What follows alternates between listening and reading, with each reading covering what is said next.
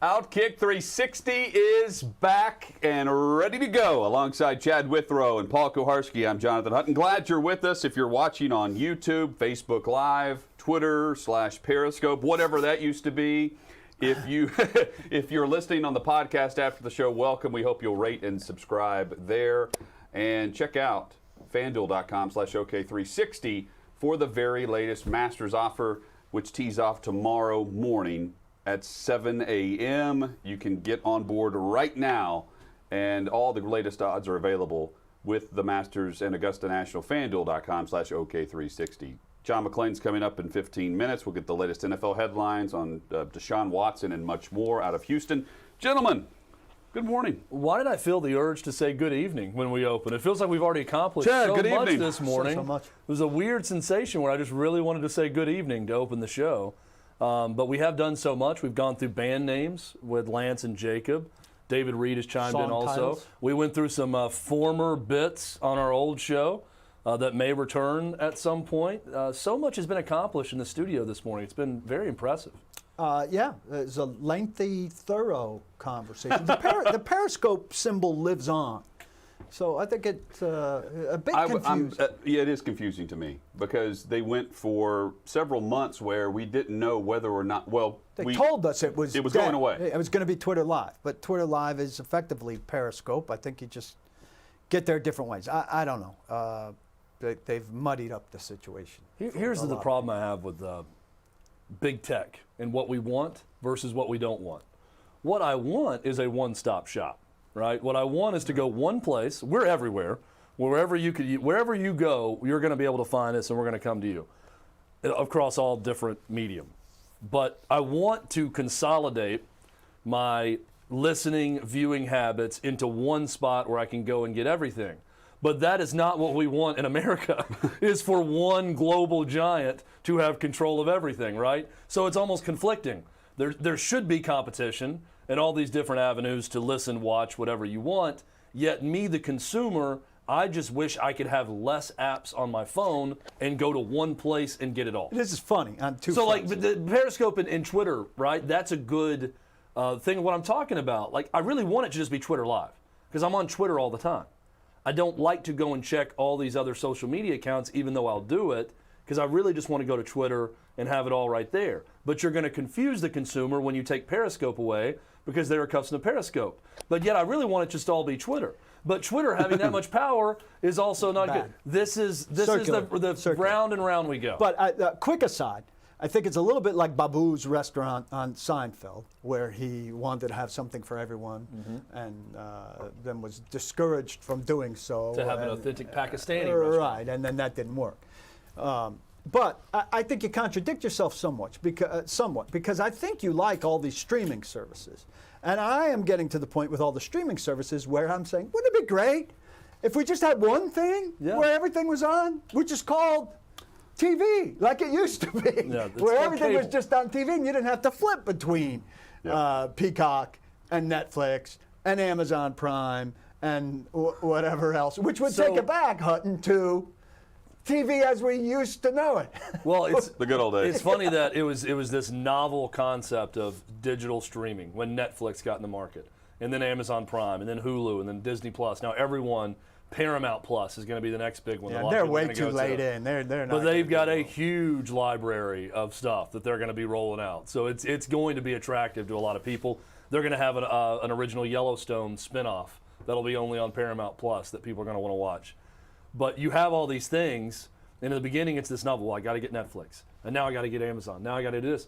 Eventually, it's going to be just like the cable companies, just as in that expensive. we're going to pay $150 to $200 into all of these streaming services, as opposed to one based cable. on watches, based on how many people watch what, they're going to get a certain percentage of it. So Netflix is probably going to get the most money from these packages. Then you're going to go down the line, Amazon, Prime. whoever else, Prime, Disney Plus will be a big for the player in kids. that. And they're all going to be arguing over what piece of the pie they get with this streaming bundle where they put everything into the same pool. And then we're going to be equally as frustrated with that as we were with cable. At least the TVs now, the smart TVs, it's not that big a pain to flip from streaming app to streaming app we've moved on from having to change the source on your TV. But for a while, it was a big pain in the ass to move from one thing to the other. But I don't think it's such a great thing to have to. You got to go all over the place to find your stuff. But it's a niche market, right? Well, so what's my thing? I want to watch the Champions League game this afternoon with Chelsea. You know, I know where to find it. So everybody knows you learn where to find your stuff, and you go find it. Here's what I've discovered also. Every television, every smart TV is different in its interface and configuration. And there's one TV in my house that's frustrating when I go to it, and I hate the way it's laid out. You got to get all the same And TVs. another one that's great. But what I did with the one that's frustrating is you just get the Amazon Fire Stick, then you plug that in, and that's very easy to navigate. Now, you got to go to a different source to do it, but once you go to that screen, it's so easy with that Fire Stick to navigate all your different streaming apps in one stop. So now I feel like I'm just going to get that and not worry about what the TV's interface looks So like. all your interfaces. Because then I can just go to option 2, source 2 on my television. It's all right there with the Fire Stick always on. See, I'm a Vimeo guy. So like we have predominantly Vimeo TVs. I like their interface, or LG's. I don't even know what Vimeo is. Vizio. Sorry, yeah. Vimeo is the. Vimeo is what we use for our guests. Vizio or LG. I'm not sure which one, but we have predominantly those, and they all have the same interface. And I like it, or I've come to like it. I don't know. Maybe they've trained me, but it's similar in the bonus room and the living room and the bedroom, and so I'm used to it. What's your deal? I think we have Sony and Samsung.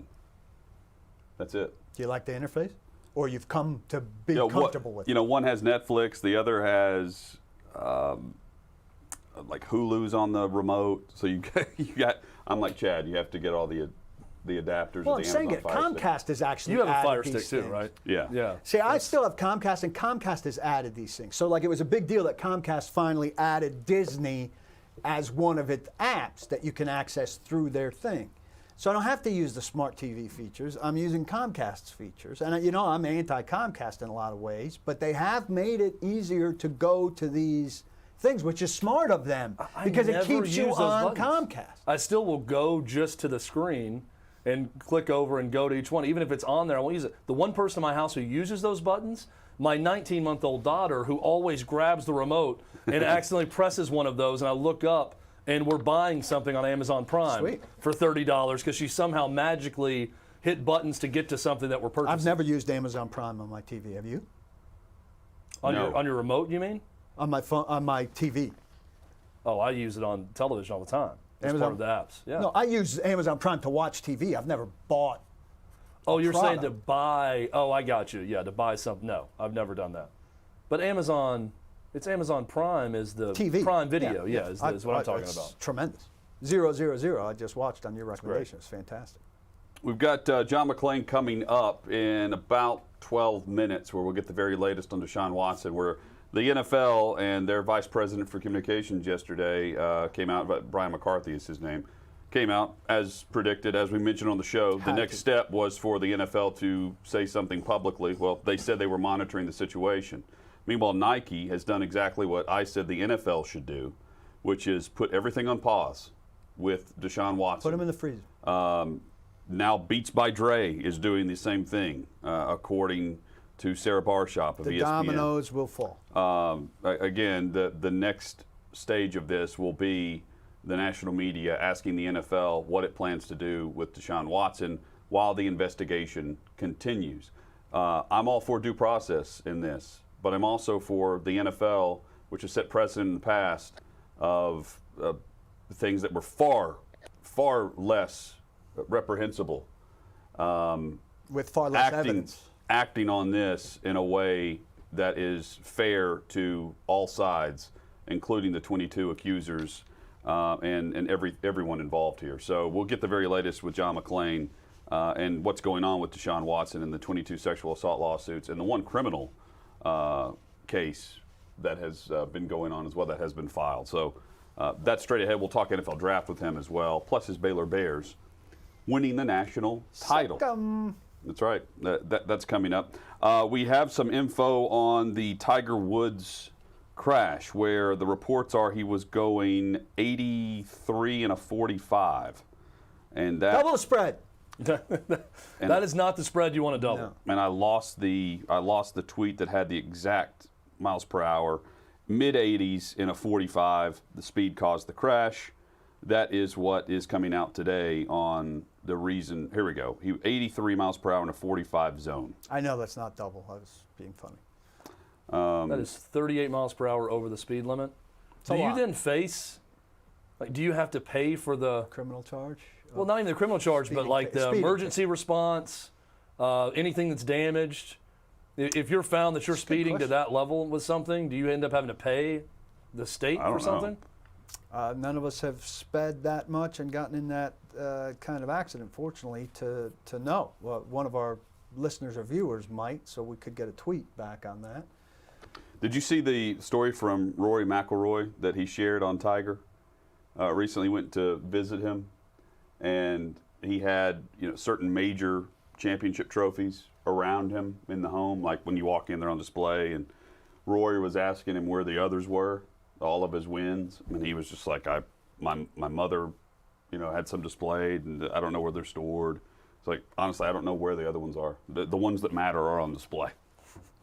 That's great. And then Rory like said that. he left. Surprising. He said he left, and he thought to himself, like, yeah, I'm now headed to Augusta National, one that matters. Yep. This is definitely one that will be on display. Right. That's unsurprising. But speaking of on display, much like right behind Paul right now, the Masters shirt. We put that on display. Others put Masters trophies on display. Tomorrow is Thursday. They will be golfing at Augusta National while we're on the air, and I will be wearing that shirt. This will be here. The Masters shirt. Jim Schwartz has joined the Titans as a defensive assistant, a senior assistant on their staff. The Titans making that official through an email this morning. We will get to this in the Tennessee Power Hour and how it affects the staff setup. And Lots of thoughts from all of us. on yeah, this. we've got plenty. That's all coming up as well. And we'll get into the NFL draft a bit later this hour as well. But John McClain is straight ahead. The latest with Deshaun Watson and more from the man in black. John McClain from the Houston Chronicle on OutKick 360. Hang with us.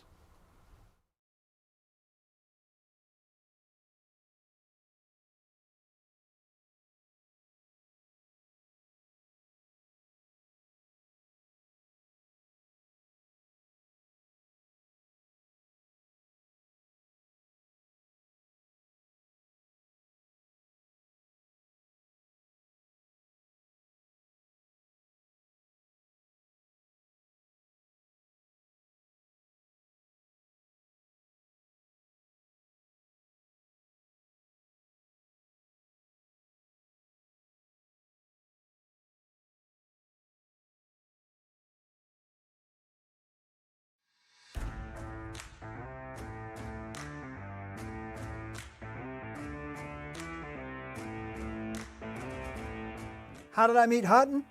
Well, Titans Radio used to send out a swarm of interns to training camp.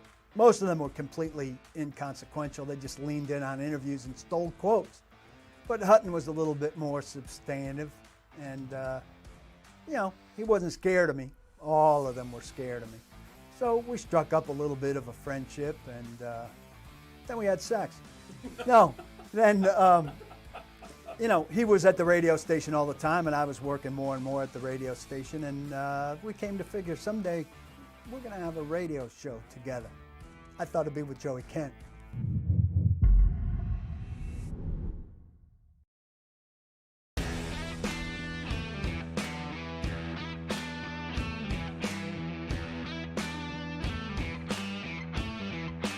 You can find OutKick 360 content 24/7 wherever you download your podcasts, including Apple Podcasts. We hope you'll search out OutKick 360 and like, subscribe, and give us a rating. 5-star rating as you scroll to the bottom. You can write a review as well and check out all of the content. We're going to post full shows immediately following every show, plus interviews, conversation, and exclusive content, and more. Just search out OutKick 360 on Apple Podcasts.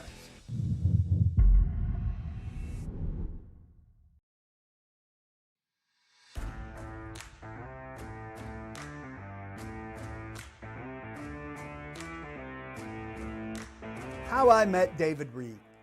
He was around the radio station all the time, and I thought he was a great guy. We wind up in conversations and stuff.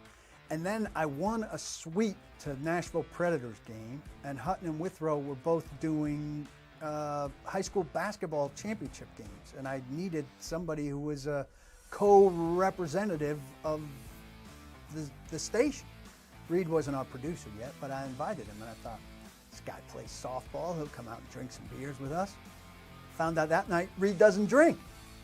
But turns out his fiance, the lovely Lindsay, was in the box, so I was really Cupid in terms of getting them together. And we've grown to be great friends. Couldn't be more thrilled that he's at OutKick 360 with us. One of the greatest guys you'll ever meet, and so skilled at what he does behind the scenes. He's a bigger part of the show than anybody knows.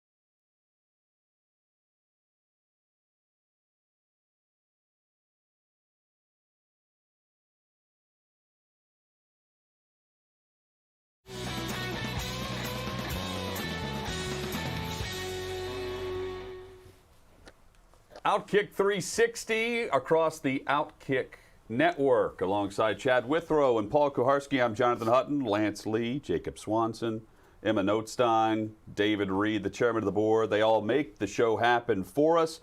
You can follow the show on Twitter at OutKick 360, of course, on YouTube, on Facebook. And if you are listening on podcast, we hope you'll like and subscribe. Give us a rating there as well. And share the podcast if you don't mind. Always great to be joined by the great John McClain on Twitter at McClain_on_NFL. Time to get the latest NFL headlines, which continues to be Deshaun Watson and Houston. But first, John, congratulations to the Baylor Bears, national champions of college basketball. You have to be thrilled. I'm thrilled and proud as someone who went to my first game when I was a Cub Scout when I was 8 years old, basketball and football. Been a big Baylor fan since. I've never tried to hide that. And I never thought they would win a national championship in men's basketball. The women have won 3. They've won others in women's sports. This is only the second national championship for a men's team in Baylor history to the tennis team a few years ago. So considering where that program was when Scott Drew took over and all the limitations he had the first 2 years, no non-conference games, no, very, very limited scholarships. They were taking walk-ons and telling those walk-ons, if you walk on, you got a chance to play and you might even start. So after that terrible first 2 years, and then it kind of evened out, Scott Drew's done a fabulous job. You talk about great timing. Baylor is about to build a new basketball arena, and they're waiting on the final funds. And something like this just makes those wealthy alumni, not including me, step up and say, here, how much you need in this check? And as I proposed on my 2 weekly shows a week in Waco, they need to build statues outside that new building to Kim Mulkey, the women's coach, and Scott Drew, the men's coach. And John, you know the history of Baylor athletics as well as anyone, as an alumni and someone who's followed that program for so long. I'm having a hard time even coming up with a comp for Scott Drew and the job he's done at Baylor in those 18 years since taking over in 2003, and what he inherited for a program that really didn't have a lot of success in their history with Baylor basketball. How remarkable is it when you see what he inherited and what he's done with his program? When I started watching Baylor, they were terrible in the old Southwest Conference. And then at one point, they got good enough to finish second or third several years in a row. They never had it. In the Southwest Conference, for the longest time, didn't have anybody go into the NBA. And then Baylor got its greatest player in history, Vinnie Johnson, who went on to help the Motor City Bad Boys and Detroit win back-to-back NBA titles. And that kind of turned around the recruiting, where they did get some guys who went on to the NBA. But when Dave Bliss was there, and he had success, and then it turned out an assistant coach recorded him when he was talking to the players and coaches, and when he had one player kill another one, tried to blame it on the drug deals gone bad. And I thought they were going to abolish the program. It was so down. And they fired Bliss, and they went from, ecstasy to agony. And then Scott Drew came in after being head coach for 1 year, and he looked like he hadn't even reached puberty. He still barely looks like he's 18 and he's 50. But when he came in, and I'm glad CBS showed this as a national news conference, when he said, I'm here to win a national championship, and everybody laughed at him because with the restrictions he was starting out with. And 18 years later, nobody is laughing at him. I think it's accurate to say that Scott Drew has done the greatest basketball turnaround in history because of the circumstances and the limitations. People say, well, what about Jerry Sandusky and Penn State football when Bill O'Brien came in? But they had built-in recruiting there. And yes, it was a great turnaround by Bill O'Brien in his 2 seasons before he came to the Texans. But when you see where Baylor was, I know I'm partial, guys, but the fact is, as CBS said, it is the greatest turnaround in college basketball history, maybe the greatest turnaround in college sports history.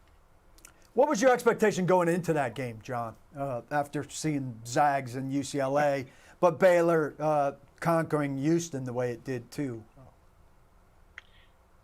Well, I'm sorry you brought that up, Paul, because I picked Gonzaga by 4. And most people I saw did. I noticed I watched like hours of pregame shows, and Seth Greenberg and Alfonso Ellis picked Baylor. And I thought Baylor, in that victory over the University of Houston, which was its best performance of the season, I thought, well, okay, there it is. That was the best performance. Now, how are they going to be able to do that again? How are they going to be able to do that against a team that's unbeaten, leads the country in scoring at 91 points a game? And what impressed me the most wasn't the free throw shooting, 44% compared to an NCAA best 41% during the season, but the way their defense, which was great all season, especially with their guards, but every one of those players came out and they were relentless on defense. I thought Drew Timme, who had scored 22 in the paint against UCLA, would beat him up inside. He's 6'10". They got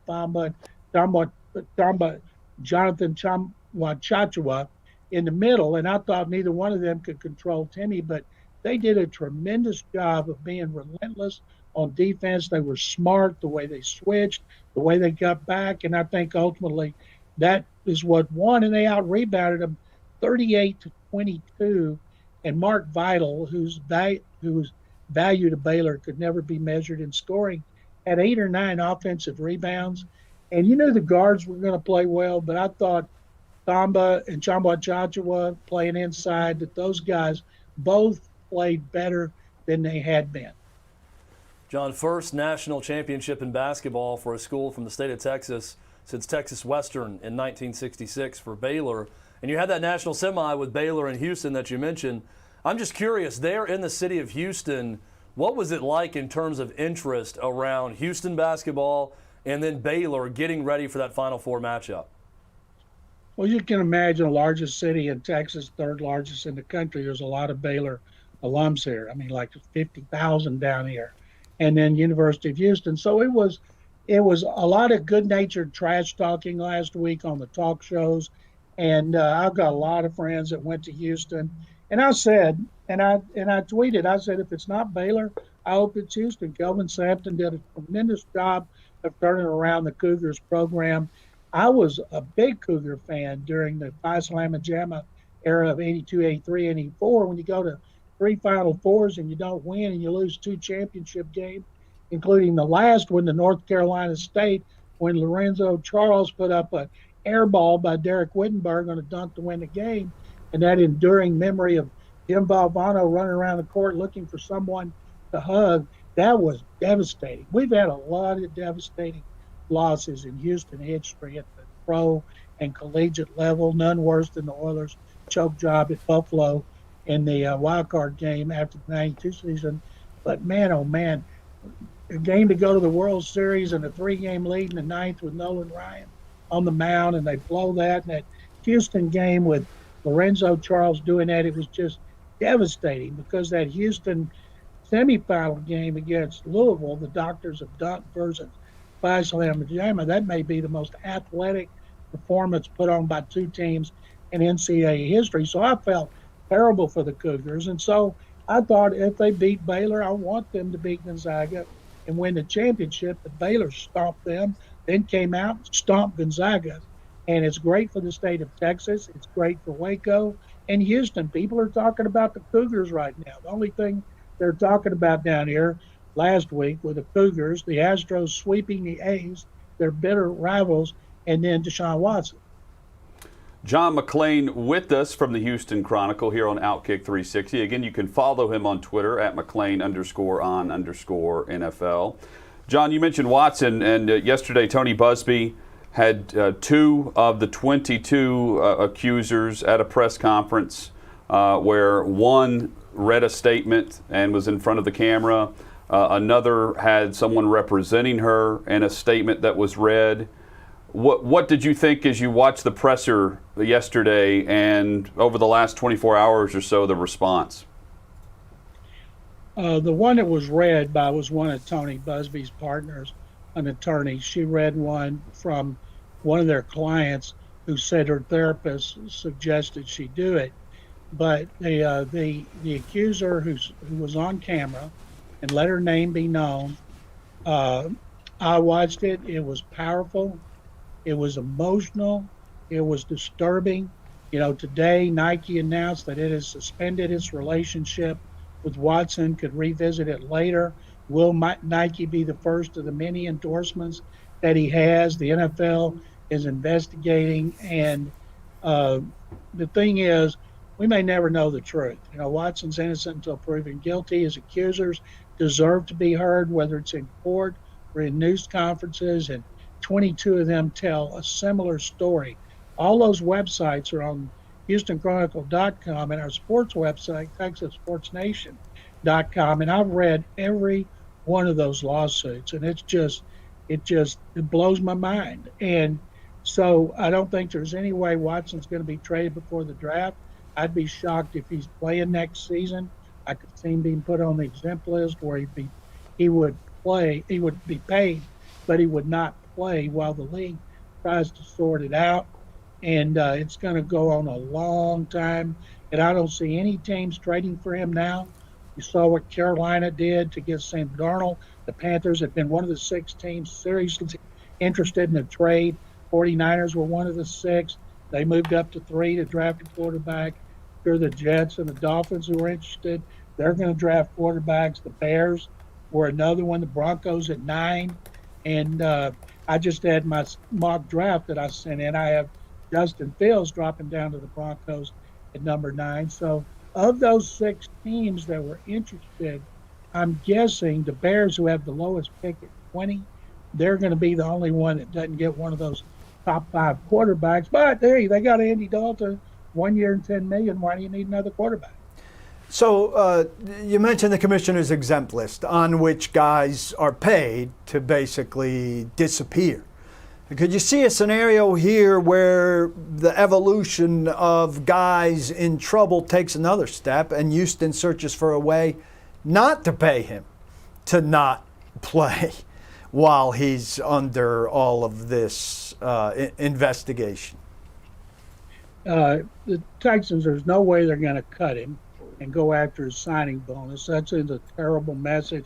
It sends a powerful message about what they will do under circumstances like this, but it also sends a message about anytime you go after a player's signing bonus, and if the Texans don't do anything, he said he's going to hold out and he's going to sacrifice millions because he wants to be traded, and it would be doing Watson a favor for Goodell to put him on the exempt list when they start getting paid when the season starts, because that way he gets paid for sitting out.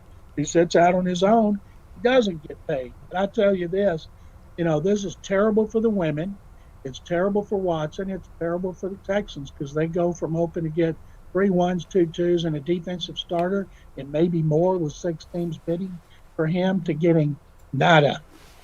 John, what's the next layer to this story that you're waiting on now? I mentioned yesterday we were waiting on the NFL to say something. I know they released a statement through Brian McCarthy yesterday saying they were monitoring a deeply disturbing situation. What are you watching for now? I'm watching to see if any other companies suspend their deals with him or drop him. And I already know they're not going to be able to trade him before the draft. I'm not waiting for that. And truthfully, beyond the lawsuits and the penalties from the NFL, which will take forever, although you would think they would prioritize this, the investigative arm of the NFL, because of the severity of it, of how many accusers there are, that they would try to speed it up compared to, say, Antonio Brown, who's still being investigated from 2019. So I never thought he would report for an all-season program or training camp, but and maybe it's not going to make him want to come back to the Texans anymore, but maybe financially he may have to. Well, and John, that's what I want to get to. It was one big story when Deshaun Watson was demanding a trade from the football side of this. And I want to ask you about the football side of this organizationally, not just with Deshaun Watson, but now with the Texans organization. They're stuck in limbo. They got a guy who's more than likely going to be suspended. We don't know how long, but that's probably going to happen. You've got a draft coming up. What does this do football-wise to the organization with the quarterback who's your star player wanting to be traded, but now all these legal problems going on? What are the Texans left to do? Does this change a draft strategy for them? How do you see this playing out with the football side of things for the Texans? Well, when you don't have a first or second round pick, Chad, like, it's not going to affect much of your draft. We wondered, okay, what if the 67th pick that Nick Caserio, the GM, who just made his 34th, brought in his 34th player with a tight end yesterday and has made more than 40 transactions, closing in on 45, counting players he's gotten rid of or has not re-signed, that would he take a quarterback with all the needs they have? In my second mock draft, I have him taking a cornerback. At some point, I'll have him taking defensive linemen. Those two are bigger priorities than anything. But what if there's a quarterback like, say, Kellen Mond or Davis Mills or Kyle Trask, who he has a second-round grade on, a high second-round grade, and he drops into the third round? Would they take him with all those other needs? They signed Tyrod Taylor. They traded for Ryan Finley from Cincinnati. Those are their 2 quarterbacks right now. Watson's still on the roster. Watson was not going to report. Watson was not going to play. So when it comes to having him around, if he lived up to what he told them, they were going to be without him anyway. So whatever moves they make, they got to do it. They're not going to get a franchise quarterback there. There's been a lot of quarterbacks drafted in the third round down, like Joe Montana and Tom Brady and Johnny Unitas and Russell Wilson. And those guys, it can happen. And maybe they'll get somebody there. But right now, I think they're competing for the top pick in next year's draft. And they better hope that a Zach Wilson or Joe Burrow emerges next season that nobody was predicting before the previous draft.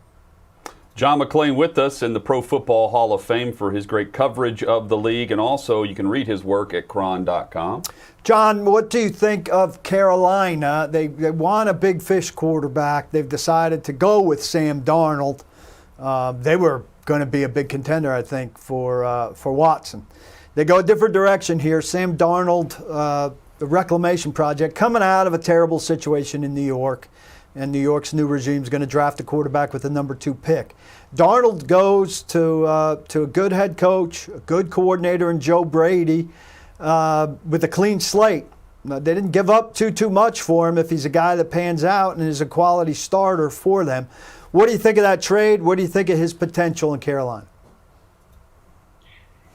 If you go back to 2016 and you look at the quarterbacks taken at the top of the first round, all of them have new zip codes. It is amazing. And of these 5 quarterbacks who are going to go in the first round, how many of them will have new teams within 4 years? Just amazing. They're not bad decisions made on these quarterbacks. It's bad coaching, bad systems, bad turnovers of quarterback coaches and offensive coordinators. Sam Darnold was the 3rd overall pick. He's 23 years old. And I remember the Texans played at MetLife Stadium his rookie year in December. Watson played great. The Texans won, but Darnold was tremendous. And after that game, friends of mine in the New York media, like, aha, that's why they drafted him so high. This kid is going to be the best. Name of this kid. He showed today what he's capable of doing. And then he was never able to consistently do it, and he was hurt. And they didn't help him with the personnel around him. In Carolina, with Matt Rule running the show, they want to surround him with weapons. Rule loves Joe Brady, what he did with Joe Burrow at LSU, and how much he helped when he was in a minor role with Sean Payton, what he did there. And he did everything last season he could do with Teddy Bridgewater. But I'm guessing we're going to see a different Sam Darnold next season, especially if, say, with that pick, they are able to get him a big-time weapon or a big-time offensive lineman protection, because I think Sam Darnold can play. 49ers with the 3rd pick, they know they're going to have their choice of Jones, Fields, or Lance. Everybody has them picking a different guy, but the fact is they obviously like at least 2 of those guys. So it's fascinating. And if I'm Nick Caserio, right before the draft, I'm going to call Joe Douglas with the Jets, and I'm going to say, Joe, here's what we know. Here's what we think we know. Would you swap that pick, Sean Watson? Just straight up, going from trying to get 3 1s, 2 2s, and a defensive starter for a quarterback. If you like him, and maybe Caserio doesn't think he's a franchise, but if he does, make that offer and see if they do it. If Woody Johnson would let him do it with all this hanging over his head. And because if they got him in a straight up trade for an unproven rookie, and Watson gets this behind him, as he will eventually, and plays great again, then that could end up 5 years from now being a steal. John, we know the draft begins at pick number 4. We know quarterbacks are going 1, 2, and 3. But at number 3, when the trade was made, and we haven't talked with you since the 49ers jumped up to the 3rd overall pick. When you saw the news come down, which quarterback did you immediately think Shanahan was after, because you know him well? Well, I don't have any idea. People are trying to read into the fact that he went to Alabama's pro day, or his college teammate Chris Sims, who he's really good friends with, said Jones. Kyle Shanahan's not stupid. He's not going to tell Chris Sims who he's going to draft, knowing that Sims is on the media every day. And I'm guessing if he keeps Jimmy Garoppolo, like he says he is, that they're getting a guy that they think needs to sit for a year, because they're trying to bounce back and win the division, like in 2019 when they went to Super Bowl. It's the toughest division in the NFL. Kyle doesn't want to be in last place playing a rookie quarterback every game. You know, they would like to do like the Chiefs did with Patrick Mahomes, save it for the last game, go to the playoffs with Garoppolo again, hope Garoppolo stays healthy. Then next offseason, maybe before the draft, you trade Garoppolo then. And as far as which one, in my mock drafts, I'm going to have Justin Fields, Mac Jones, and Trey Lance, and I'm pretty sure by the time they do it on April 29th, I will have gotten one of those right. And you have, are you going to stick with Kyle Pitts at number 4 overall to Atlanta the entire time? Just changed to Atlanta to Trey Lance because of this. Matt Ryan, they redid his contract, and next year his cap figure is $45 million, which means he's going to have to be redone again. And so I'm sure Arthur Smith goes in there, and he'd love to work with Matt Ryan. Ryan can still play, but I also bet as a longtime offensive coach and a play caller and an offensive coordinator, now getting his first chance as a head coach, those guys love to get their hands on a quarterback of their choosing. So this week I had Jones going 3 and Trey Lance going 4 and Justin Fields dropping down to Denver at number 9. Where do you stand generally, John, on the idea of Atlanta not being a terrible team, still having a quarterback who's certainly, top half of the league with Matt Ryan?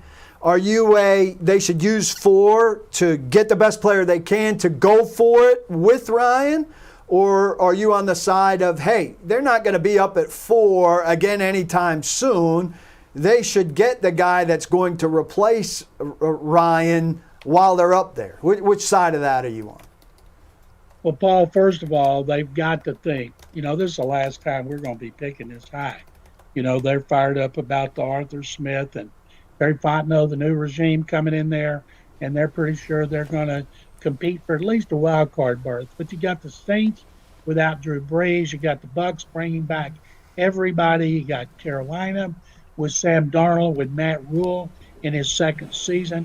The toughest thing last year was being a new coach with new coordinators under the COVID-19 restrictions with which they had to work in the offseason and training camp without a preseason. So I think we're going to see the Panthers make dramatic improvement, but it still doesn't mean they won't finish last. I could see the Falcons finishing 2nd or 4th. I think we'll all pick Tampa Bay for number 1. But if they believe they're not going to be picking there again for a while, to me, they got to take a quarterback, no matter how tempting it is to have your choice of every other player. Something else I've considered, say Denver is dying to get a quarterback, and they make them a great deal to move down to number 9. They can still get a great position player. They might miss out on the quarterbacks. And if that's the case, instead of having a pick of all of them, I'd drop from 4 to 9 and have a shot at a lot of them. A little behind the scenes, last night I was talking with John on the phone, and he said, man, your show looks really, really good on social media. And I said, that's all thanks to Lance Lee, Jacob Swanson, and David Reed.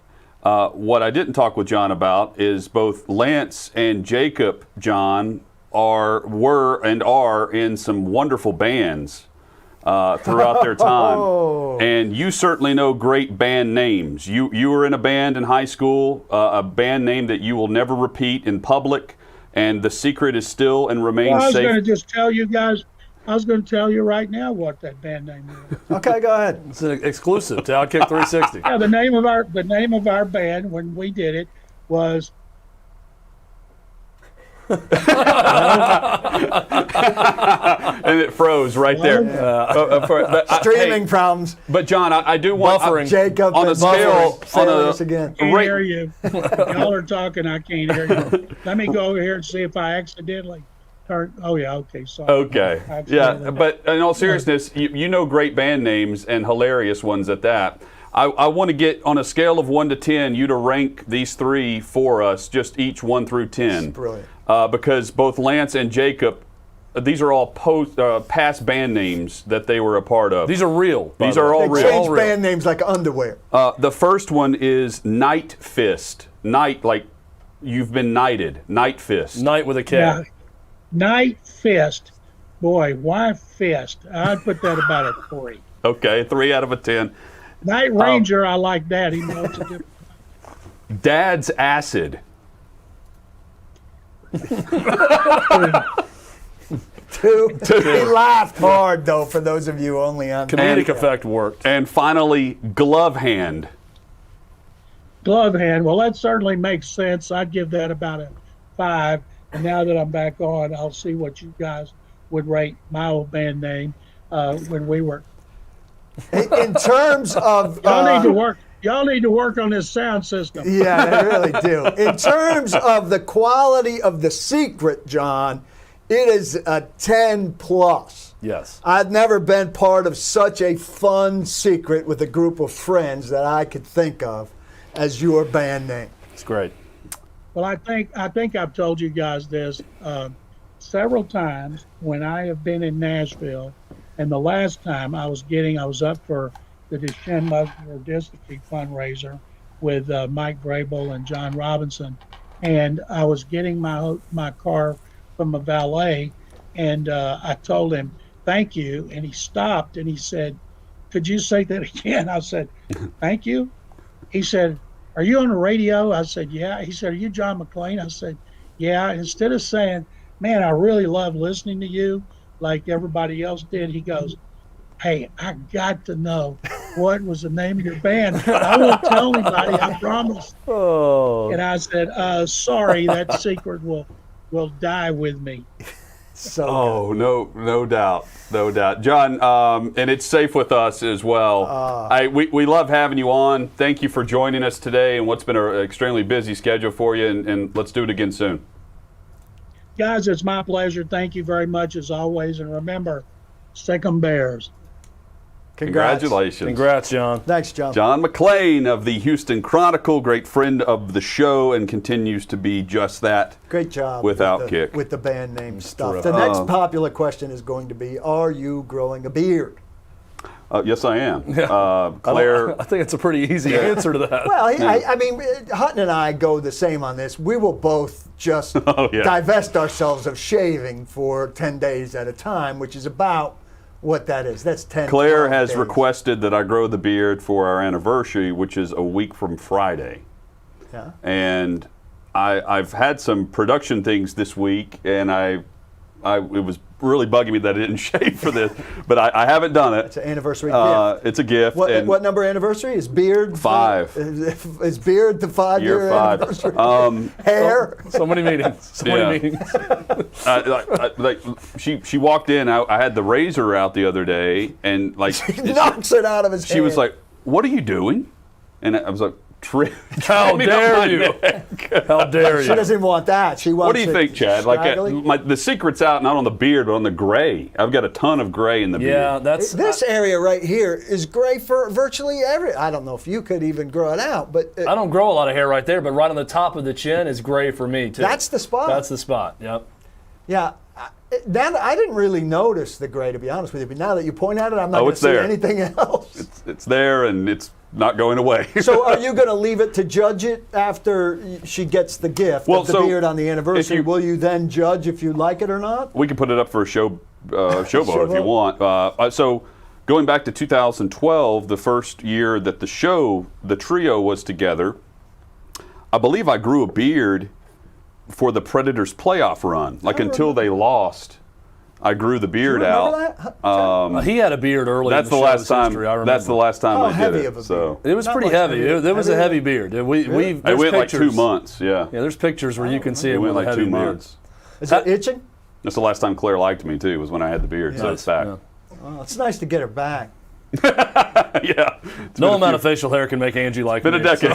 See, mine's Been a the decade. opposite. Yeah. If I go, and I've been shaving once a week right now. If I go much longer than that, I lose Teresa entirely. She's the other way. She wants nothing to do with it. Oh, clean shaven. Yeah, she much prefers clean shave. Patrick on Twitter, follow us at OutKick360, says, for a split second, I thought we were going to learn the name of the band, and for that split second, all of the pain of 2020 disappeared, and everything was perfect. That was a fantastic tease from John McClain. That was a fantastic split second. We're happy to provide you with that split second. We are That's what back we do. with more on OutKick 360, including breaking news in college basketball with the coaching circle. That is next.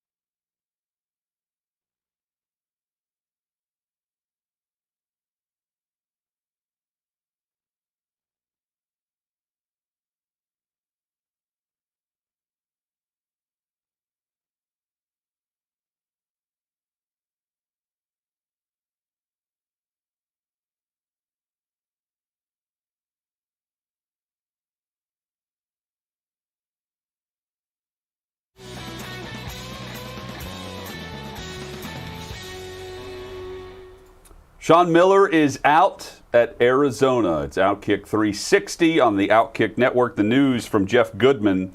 Arizona has parted ways with Sean Miller. He spent 12 years at the University of Arizona. He had 1 year left on his contract. Of course, we discussed Arizona while we were discussing Will Wade and LSU, a part of a massive investigation that's going on with the NCAA. Miller was actually charged with head coach responsibility for failure to promote an atmosphere of compliance.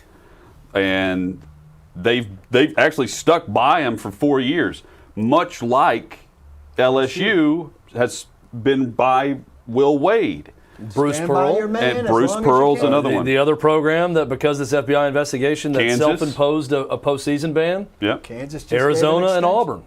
Who didn't impose a postseason ban? LSU, Kansas. Yep. Hasn't done it, but Auburn and Arizona took the steps to do that USC. this year. USC switched coaches. Yeah, so I think the shoe's going to drop eventually on Will Wade and Bruce Pearl and everyone else involved in this as well. You would But think eventually, in this setting, is a much longer word. We're talking, you know, in the LSU's instance, eventually is seemingly the longest version of eventually. I don't think LSU cares. They don't. I think that's the one. They clearly don't. You know, Auburn at least said we're going to self-impose a 1 year postseason ban going into this season. I don't know that LSU really cares. Well, they don't care about the NCAA. They came back with an agreement with Will Wade that has a lot of outs for LSU's side of things. You know, if the FBI investigation comes out, he can't come back and try to recoup money if he's terminated. There's a lot of things that were agreed to when both sides got together, when Will Wade refused to meet with them at the SEC tournament and he was suspended. Nonetheless, Chad's right. They've stuck by him. And they don't care about the NCAA investigation. That's been made clear. But the FBI investigation is a different animal, and that's also why some of this is taking so long. Well, it's also the two coaches that would most commonly come up when any story was out there was, and yet Sean Miller and Will Wade continue to coach and continue to have a job. Well, there's one of them gone now, and Sean Miller. Jeff Goodman tweeting this out, some names to watch at Arizona with Arizona ties. Damon Stoudemire, who's currently Pacific's head coach. Lakers assistant, this is a name you'll remember in March Madness lore, Miles Simon, who's a former Arizona assistant and player and now with the Lakers. Simon says championship. And here's the one that I do not get. Georgia Simon Tech head Kowarski's coach a fan Josh of that. Pastner, who saved his job this year. He was going to get fired at Georgia Tech. Got fired at Memphis. Yeah. Was about to get fired at Georgia Tech. They had a great year. They won the ACC tournament this year. They lose in the first round of the NCAA tournament. But he did play for Lute Olson at Arizona. Am I wrong to think, first off, stripping away any NCAA troubles, Arizona's a very good job. Give them NCAA troubles, and it seems like now in this climate, if they want a good coach, he merely writes in all of these features about insurance against their NCAA troubles, gets a long-term contract with guarantees that insure him against the sanctions, you know, gets a long-term deal. I don't suffer the consequences that the program suffers, you know, for lack of scholarships or whatever the sanctions are. And it's still a very good job if you get the long-term insurances, right? I think that it's easy to sell to the NCAA you're serious about compliance when you fire your coach immediately when this happens. I think that Arizona loses the ability to come back and say, boy, we're serious about these allegations when you stuck by a guy for 4 years. And then you fire him because, quite frankly, the basketball's become mediocre. With a year at left Arizona on his contract. also. Yeah, So right. I don't think you're that. not going to extend them. Well, this is my argument with Tennessee. Right, regardless of the intent. You hear a lot about intent now, or the motivation with Jeremy Pruitt. You can at least, if you're Tennessee, go to the NCAA and say, look, guys, we brought you in on everything. We were serious about it. We fired the coach. We fired the staff. It's going to cost us a ton of money. We've completely Set the cleaned program house. back. We brought everyone else in. We're probably going to self-impose a penalty. You can sell the whatever happens with sanctions should not be that much based on what we've already done to ourselves. Can't really sell that at Arizona, even though you're firing your coach. Certainly can't sell it at LSU, right? But you really can't sell that at Arizona because they stuck with Sean Miller for so long.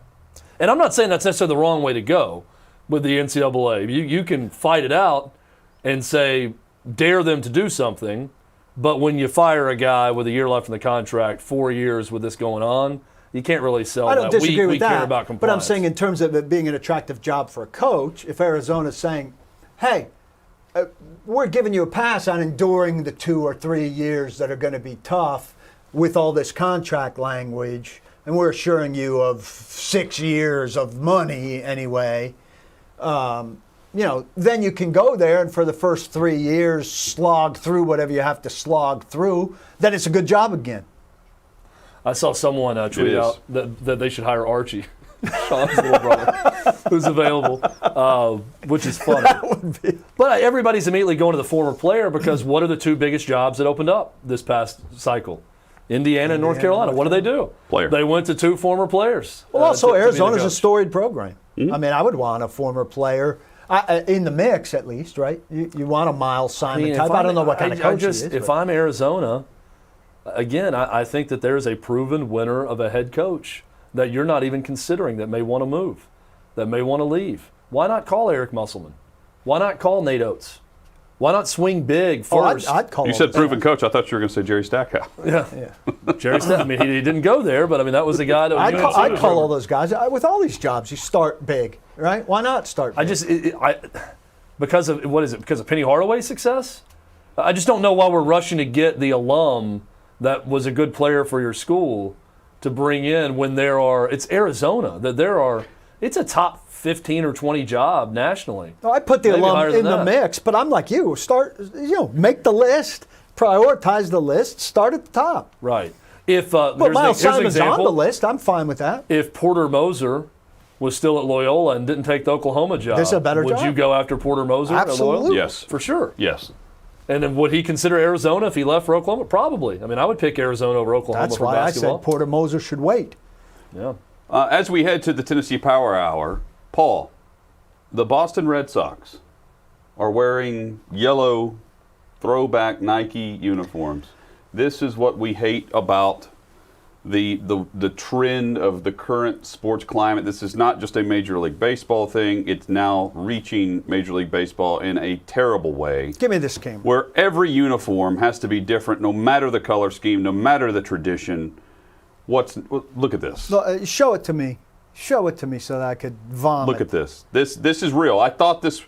April Fool's, it was around April Fool's. When I saw this tweet, I thought, oh, was this originally tweeted on April 1st and it's now being retweeted as a joke? No. This is the Boston Red Sox alternate uniform through Nike. Let me have the camera, like Chad calls for camera 3. I'll call for camera 1. Look, I hate the Boston Red Sox with all my heart. Number 1 on my enemies list. Chad was forming an enemies list lately. Number 1 on my enemies list. You're welcome for the reminder. Thanks. There are certain franchises that you just do not mess with. Now, I hate that the Boston Red Sox qualify as one of those franchises. I hate it. But they do. Or they did. I thought they did. If they wear this in a game, they are eliminated from that list. Period. And that is something that is so stupid to sacrifice for yourself. If you're the Yankees, if you're the Lakers, if you're the Celtics, if you're any of these teams that have this history, even the Cubs, and they don't have it for winning, they just have it out of the long history and their story. You don't mess with it. And once you mess with it, you can't take it back. You can't, it's not part of your legend. Oh, remember when we screwed up and we wore yellow? That's not part of your legend. That's an unwinding of your legend. That's a surrendering of your legend. And when you do it, you've turned into something else than what you are. So do it. Wear these. Put them on immediately because it takes you out of the small, exclusive club that you're in that I hate you're a part of, that I don't want you to be a part of. I'm so glad that you're willingly giving it up. Congratulations and thank you. Why are we so, as a sports society, willing to give up the beauty of tradition for a uniform set? I don't know. There's some friend of mine, a Red Sox friend of mine, that I sent it to, and he's disgusted by it as well, but he said there is a backstory to it. And I said, I don't care what the backstory is. No backstory justifies it. Yeah, it's a yellow uniform for the Boston Red Sox. It's opposite day. Opposite day doesn't justify. It's not a throwback. It's a new back. It's It's an alternate uniform by Nike. It's an alternate uniform inspired by the Boston Marathon. I don't understand why you have. I don't understand why you have to. You know what Patriots wear it as red, a white, team. and blue. You can sell a green uniform for St. Patrick's Day. I'm against that. Sell it, but it doesn't mean you have to wear it. I'm so old school that I go about even. I don't even like selling. You know the green to New York localize Yankees it. The Predators have the agree. green. The March uniform for St. Patrick's Day. They don't wear it. They warm up in it. And then they put on their jersey, they put on their sweater, and go play hockey. I'll say this. I'm disgusted that the Yankees have a swoosh on their jersey, on their pinstripes jersey. I'm disgusted that there's a swoosh. I pledge that there would never be a day where the Yankees wore the hat that has, the red, white, and blue in their logo. And I believe to this day that if George Steinbrenner were alive, they never would have gone along with that. They would have let the rest of the major leagues wear that. They would have taken the consequences of the commissioner's office, and they never would have changed that. And I believe firmly they never should have changed that. They should have said to major leagues, this is a great marketing campaign for everybody else, but we don't do this because our uniform is sacred, and this is what we look like every time we walk on the field. We wear two versions of the uniform, and we wear this hat. And that is who we are, and that is what we do. And I have no problem with that. And everybody says that's snooty, that's whatever. No, that's the Yankees. And I think there should be teams like that. I agree. Right? Yep. I agree. And we can go into college football. There's a number of those teams that you don't Notre mess with Dame the helmet. You don't mess with the uniform scheme. Penn State. Everything else. I would even say Tennessee with the power T on the helmet. Don't ever mess that helmet. On the helmet, but they've messed around with the uniforms a lot with the smoky gray and all that. There's going to be 7 of these City Connect uniforms that Nike's making for 7 different teams, and Boston's the first to unveil it. It's in honor of the Boston Marathon, but I'm having a hard time finding why those colors. I'm not seeing that it's the official color of the Boston Marathon even, as to why they picked that color scheme. Also, it's in honor of the Boston Patriots Marathon. Day, and the Red Sox colors happen to be colors associated with the colors of America, the American which flag. are the colors of Patriots. Well, and we're mentioning the Red Sox. Yellow's nowhere in there. I bring it up because I knew it would fire Paul up.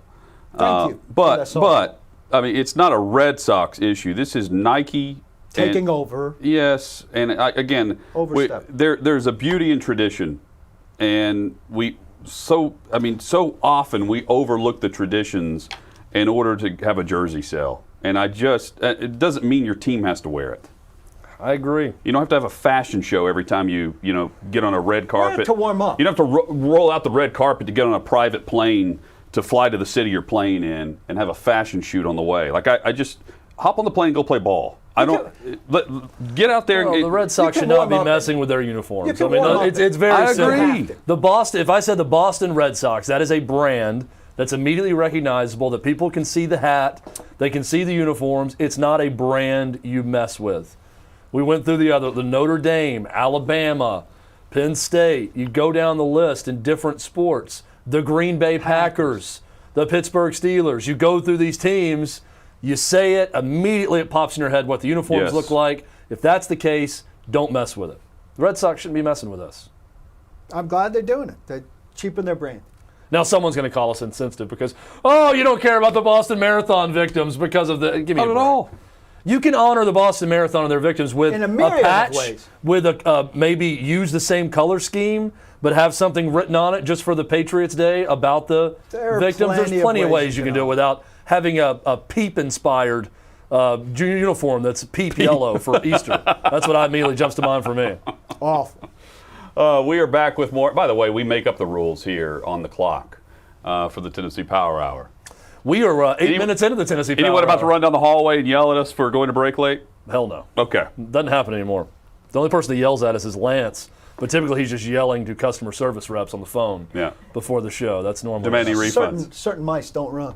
OutKick 360 rolls on. Well said.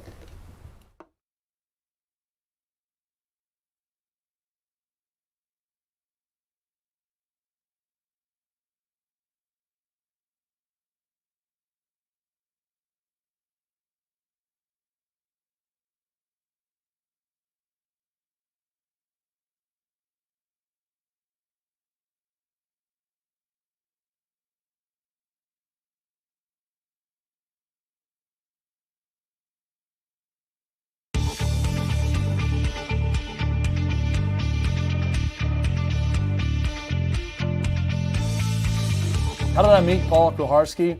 No one ever really meets Paul Kuharsky. It's more like you're abruptly confronted with the presence of Paul Kuharsky. That was certainly the case for me.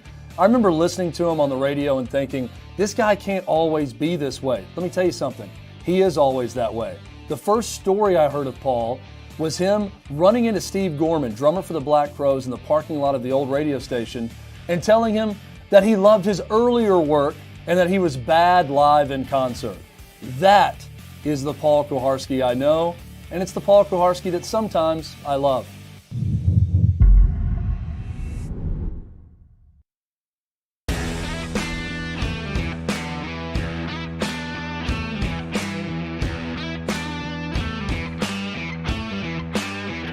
Follow the show on Instagram and Twitter. You can also find us on Facebook, all social media outlets at OutKick 360. Instagram, full of stories and photos, videos from behind the scenes. You can interact with us there. And on Twitter at OutKick 360. We read tweets live during the show. You can interact with us no matter the time of day at OutKick 360. Find us on Twitter and Instagram.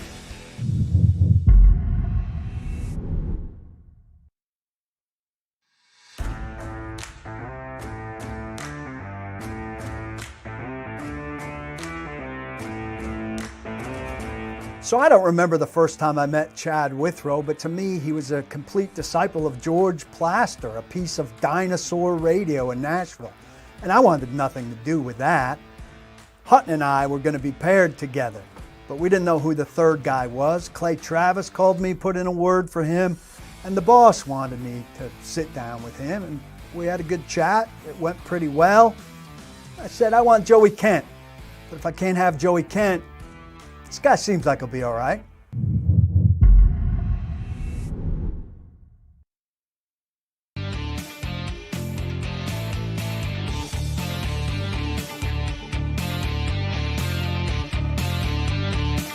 So a great classic behind-the-scenes moment for the show. My bachelor party, we decided to go to Bourbon Street in New Orleans for a 3 or 4 day long weekend. Good choice. And we had a solid choice of a condo staying on Bourbon Street. When we arrived, we realized it was right on the line. To the left, normal Bourbon Street. To the right, the gay community. Not that there's anything It wrong. was sort of the Rio Grande of sexuality. It was. And our balcony was the dividing line. And Paul went to purchase a ton of beads for the trip. I want to throw some beads. He went out to the balcony and proceeded to throw some beads. Multiple, hundreds at a time, just trying to get rid of them. He had so many. To the point where a woman walked by, or so we thought, Chad. Could have been a woman, could have been a man, which prompted PK to yell from the balcony. I wanted to get said person's attention, but I didn't know how. And I wanted to be polite. So I said, lady or gentleman? And lady or gentleman received beads from one Paul Kuharsky in New Orleans. Beautiful.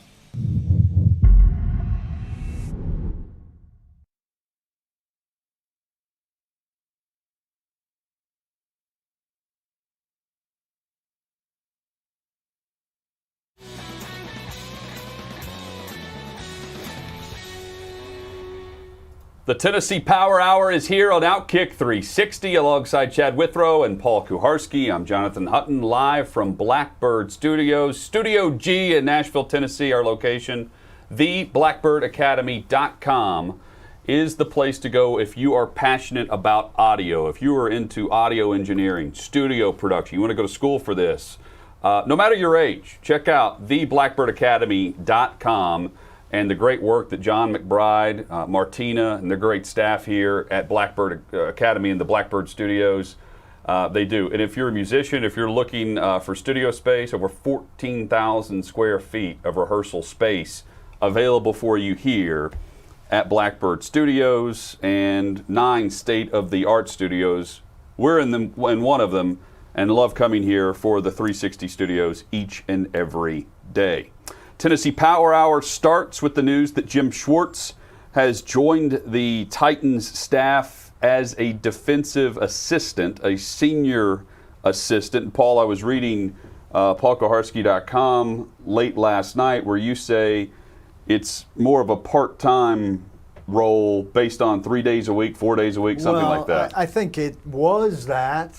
Or has been that. Yeah, I don't know that. I mean, the way that Mike Vrabel's quote reads, it certainly sounds like a full-time job now. He said, looking forward to having him on the field and in the meeting rooms. So that doesn't sound like a part-time job. He's on the staff now.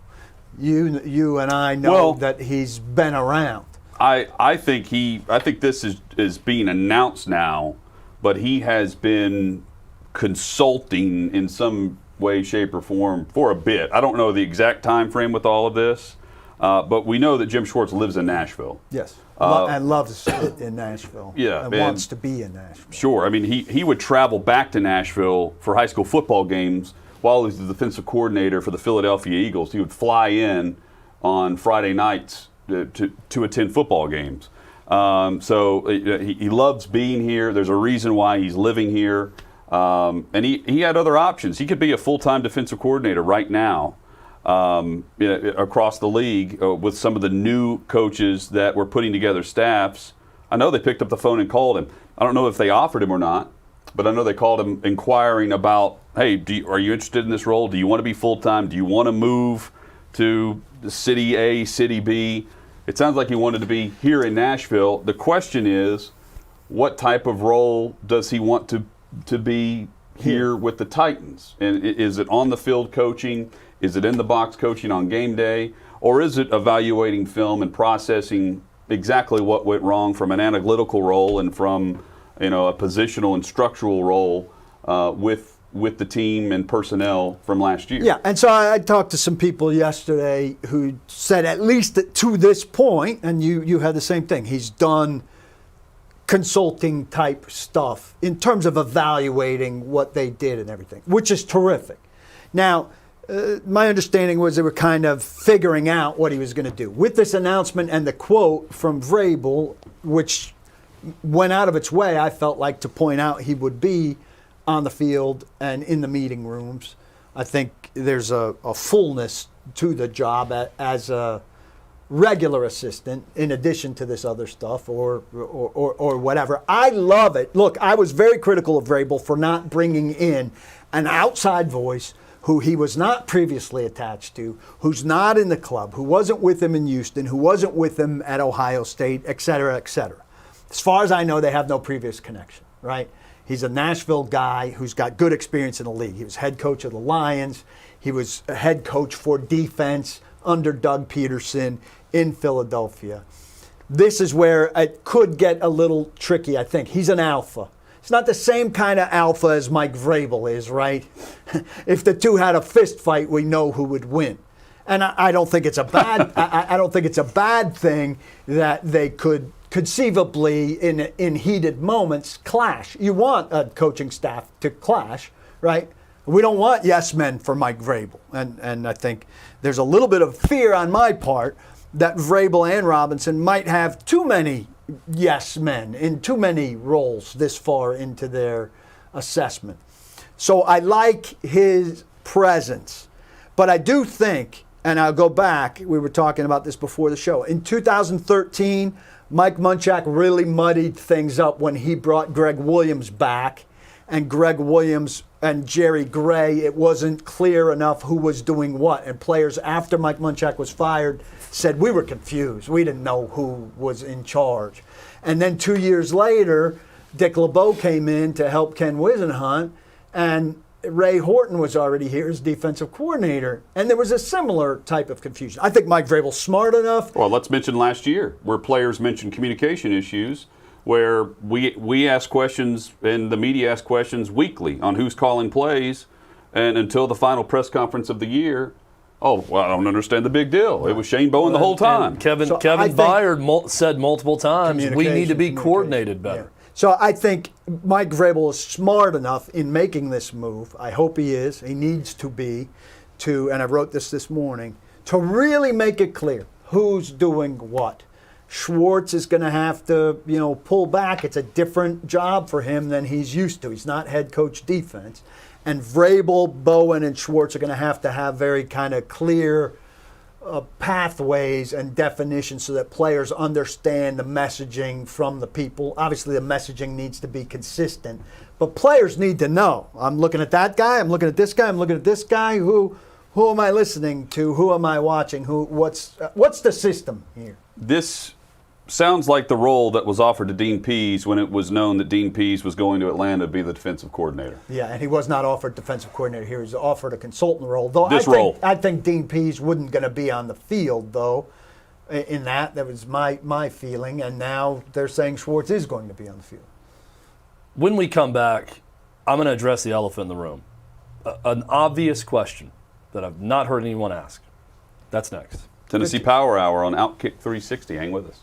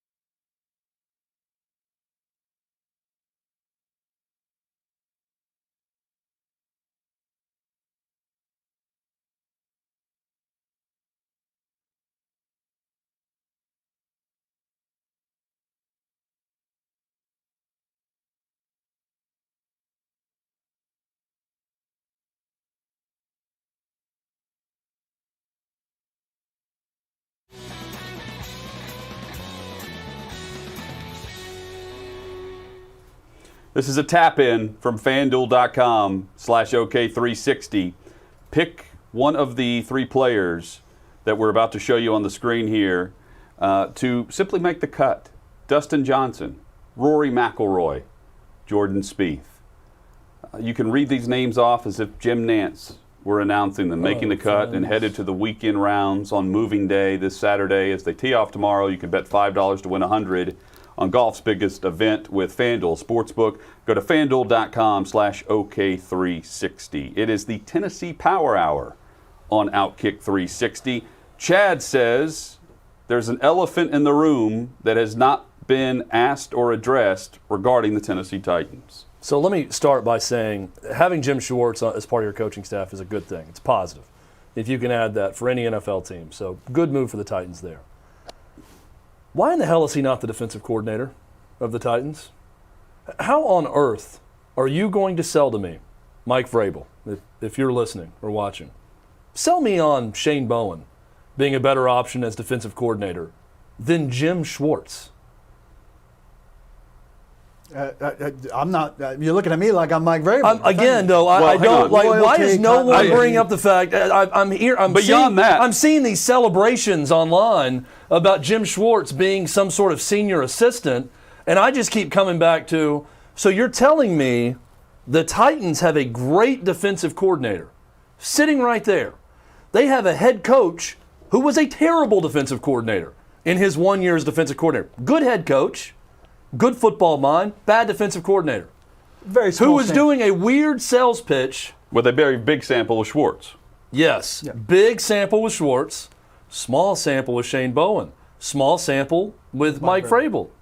But Mike Vrabel, Shane Bowen partnered together, a non-sales pitch, not endorsing him a year ago, coming back, being a smartass for an entire press conference, telling everyone how, well, he's the defensive coordinator.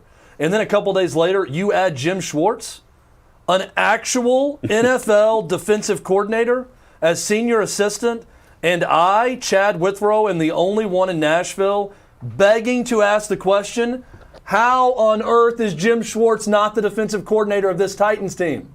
Why? Other than relationship. Well, sell me on resumes right now. I can't sell the you guy on it. had two opportunities, Hutton said, to be a defensive coordinator in this league. He is cutting the Titans a huge break simply because he doesn't want to move. Or was at least called to be considered for some opportunities. I don't know if he was offered 2 other spots. He was called and was asked if he would be interested in joining the staff. I'm putting the poll question out right now. Titans fans, who would you rather have as defensive coordinator? Shane Bowen or Jim Schwartz? It's going to be almost 100%. Beyond Jim Schwartz, why won't Vrabel give us more than, Shane's going to call the plays? He had multiple opportunities this past break. John Glennon from Broadway Sports asked him directly about the. Got a terrible answer, a rude answer, frankly. My question: why not sell everyone on the fact that here's why we believe in Shane Bowen? Yes. After the pathetic defense that we put out there last, that quite frankly kept this team from achieving greatness. We will look back on 2020 and circle the defense for the reason why they did not achieve in a historical season offensively. Why they did not achieve more than simply making the postseason. I wrote this off the press conference. He does a huge disservice to Shane Bowen. 4 times he's asked, and 4 times he's snide about Shane Bowen, as if we're idiots for asking about Shane Bowen, when he has a chance to say good things about Shane Bowen. Now, look, he doesn't care about public opinion and media opinion, and so he goes overboard the other way. But why not say some reassuring things about Shane Bowen and sell the community on Shane Bowen just for Shane Bowen's sake, right? Make it easier on Shane Bowen when Shane Bowen's at the gas pump so somebody could be nice to Shane Bowen instead of looking at him with cross eyes, being you're the cause of why the Titans defense. If somewhere at a gas pump, they wouldn't recognize Shane Bowen. Yeah, that doesn't. Maybe that's a bad example. But you know what I'm saying? You could help change the tone on Shane Bowen by saying good things about Shane Bowen. For the first time, he's going to be on camera. CBS and Fox are actually going to show Shane Bowen because he's going to be the defensive coordinator. Tell us why he's the guy. I'm in agreement with you. I know. Why is he the guy? Why won't you tell us why he's the guy instead of just being so matter of fact? Like, listen, I'm telling you he's the guy, and he's the guy. Do you not know what defensive coordinators are? He said to Glennon. Do you not know what coordinators do? He plans for first and second down packages and for nickel packages and for situational stuff. Yeah, we know that, Mike. We want to know what is it that Shane Bowen brings. We've asked you this question as you've added guys. Todd Downing became the offensive coordinator. You told us a little bit about Todd Downing's qualities when you hired Anthony Midget to replace Kerry Combs. You told us a little bit about Anthony Midget's characteristics. Am I right? Absolutely. Every time you hire a guy, Jim Schwartz got a beefy quote today in the press release. And you told us what you like about Jim Schwartz. I went back, I wrote a column. I went and looked at what you've said about Shane Bowen since you effectively made him defensive coordinator last year. And none of it is anything about Shane Bowen, the person, the coach. Why? Well, this is why, and this is my inclination on this. The reason why is because the head coach is the defensive coordinator. This is his defense. Effectively. Shane Bowen is his tool. He's not going to overly praise or put too much blame on Shane Bowen. He's just going to say that he's got the defensive coordinator title, but we all know who's calling the shots on that defense, and it is the head coach. But again, it begs me to ask the question. He should still prop up all right, his staff. if you've got this, speaking of tools, you've got these tools in your toolbox available to you. And you got a guy in Jim Schwartz who has been a successful defensive coordinator and former head coach in this league. And you're going to put Jim Schwartz in a senior defensive assistant role. I'll say the same for Dean Pease. If Dean Pease wanted to get back into coaching and he did a great job with my defense, I'm not offering Dean Pease some BS office role as a senior defensive. I'm going to say, do you want to come back and be my defensive coordinator? If you're doing what's best for your organization. I just don't. Paul, you talked about the sales pitch if he needs to sell people on Shane Bowen. I get what you're saying with that. He could help Shane Bowen a little bit by doing that. He's going to help. He's going to be a great help. They improved by adding him. I don't know what the sales pitch is. Like, how do you sell that to me? or any knowledgeable football fan that Shane Bowen is a better option than Jim Schwartz right now for this Titans defense. We can go back and pull the quotes of Kevin Byard a year ago. Wesley Woodyard, I know, and people are saying, he's got some motivation to be bitter about things too, but there are plenty of people saying there was a communication issue, there was and correct me if I'm wrong, coordination issue. I think that he used the word, we're not coordinated. I mean, Kevin Byard's not an idiot. He says these things knowing what the problem is. He's not the only one saying it, too. Yeah. I mean, Rashawn Evans would come on our he came on our show and said the same thing. But there's these mixed signals again, because every other move is the Titans saying it's a player issue. It's John Robinson admitting it's a player issue with things that he's done. It's the coaching staff bringing Shane Bowen to be the defensive coordinator. They're saying it's a player issue. Players are saying it's a coaching issue. But here's the facts. They went from being a good defense to an awful defense with the departure of one man, Dean Pease. That man wanted to be a defensive coordinator again, and he is now Arthur Smith's defensive coordinator. And what did the Titans counter with? Hey, you want to come work in an office and help us out and watch film?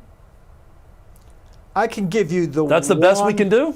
The one, I'm being the counter guy here. There's been one quote this offseason from Vrabel that has given me hope. I referred to it the other day. I came across it again when I was doing this, looking for him talking about Shane Bowen. And this is the only thing that I've heard. Tell me if and maybe I'm overinterpreting it. Okay. I'll leave that open. But this is the one crack I've seen from Vrabel in the raising his hand and talking about he and the coaching staff. And look, I'm amongst those. He needs better personnel. He's gotten some upgraded personnel. He's going to get some more upgraded personnel, right? I think Schwartz helps, right? I wanted an outside voice. Somebody that's not in this bubble where they're convinced that they're not the problem. But this one quote, and this came when he was talking about Shane moving into the dedicated role of coordinator and Ryan Crow taking over the outside linebackers. He said, "We are going to work hard to improve that side of the ball through better coaching, improving our system and our players." He put players third there. Better coaching, improving our system and our players. I like the group we have on our defensive staff, and I'm confident that we will improve. So he there acknowledged. Now, I know he says we've got to coach better all the time. But the tone of this. After losses. Right. But the tone of this struck me as different. Through better coaching and improving our system. That's the first. Usually he's talking about confidence in the system. What we do works. We know what we're doing is the tone of everything he said. And here he said, better coaching in a way that struck me as different than the standard we've got to coach better, and improving our system, which I don't recall him ever referring to an idea that the system needed to be tinkered with. And so I said I had some faith that he's smart enough that in these months, these are the months you sit down and you revise what you're doing, right? You tinker with it. And now we know that Schwartz has looked at everything they've done and said, here's what I think about what didn't happen, most importantly. Not what happened, but what didn't happen. This gives me a sliver of faith about some real self-evaluation from Vrabel, which is what they're due for now at this stage of his head coaching career after that defensive performance. So if you're looking for a sliver of faith in terms of him actually being self-critical, actually backing up that we have to coach better mantra that we hear so often that it becomes unbelievable, I think maybe you can find a kernel here. I think you're trying to overcomplicate a very simple issue.